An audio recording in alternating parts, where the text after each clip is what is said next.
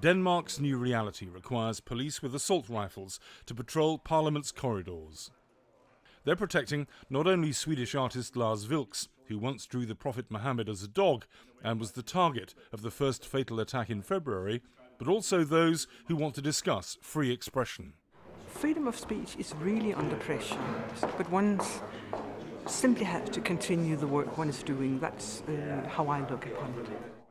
The visit to Copenhagen was a rare trip for Vilks, who has to keep moving from safe houses because of death threats.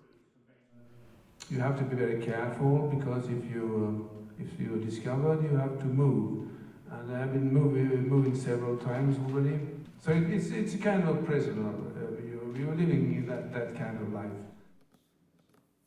Fellow cartoonist Bob Katzenelson, who works for one of Denmark's main newspapers, has no desire to put his life on the line. As a cartoonist, we didn't sign up like soldiers or policemen or other people working in dangerous areas.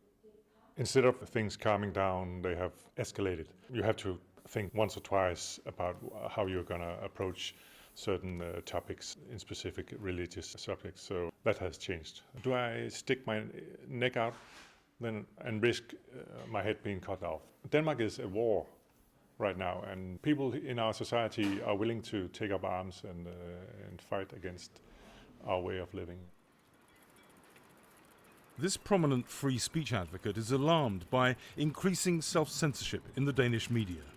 It's an incentive to other extremists saying, we may not be able to win the debate democratically in the free and open, but then we can resort to violence, intimidation and threats. The trickle-down effect of intimidation has made an appearance in Denmark's election campaign. This candidate, who has a Turkish father, was ordered by extremists to leave a predominantly immigrant district of Copenhagen. They said that voting was un-Islamic. I think it's a small group, but it's a very dangerous group, and it's also important that the police is here and can protect some of the candidates which have roots in the Middle East, because I'm not the only one who have this experience. You've got to be joking. I don't want a rose. You want my vote? I think it's seriously inappropriate that you're here. You're the one who's bad-mouthing us. I just expressed my liberties here. It's not freedom of speech that is being under attack. It's the whole way you take that statement and label it on people and being defined by other people. That's the problem. Among those who believe that Danes must curtail their freedom of expression is a female imam, a rarity in a male-dominated religion.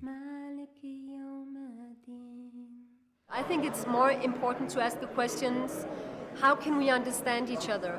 If we keep mocking people, humiliating them, generalizing Islam, I mean, of course we will have reactions. I think when we speak about free speech, we're so occupied that saying that free speech should be absolute. Ever since the February attacks, Danish police have been at full stretch trying to prevent another atrocity. They're under severe strain. Here, they're trying to prevent anti-racists from clashing with a weekly demonstration of a small group that claims it opposes extreme Islam, but not all Muslims. It's necessary to be out here to protest against the Islamophobic movement that's getting bigger and bigger in Europe. The ideology behind is not okay and should not be allowed in public space. You should not be allowed to express racistic opinions and so on. If we don't stand up, we don't have the right in the future. We don't have a freedom of speech or democracy if we don't stand up. Critics accuse free speech campaigners of being as fundamentalist as radical Islamists. Some come from countries where such liberty is a distant dream. I have received death threats from radical Islamists. They don't like my art.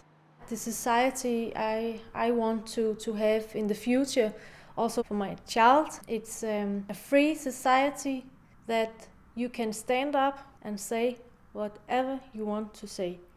Don't threaten anyone, don't kill.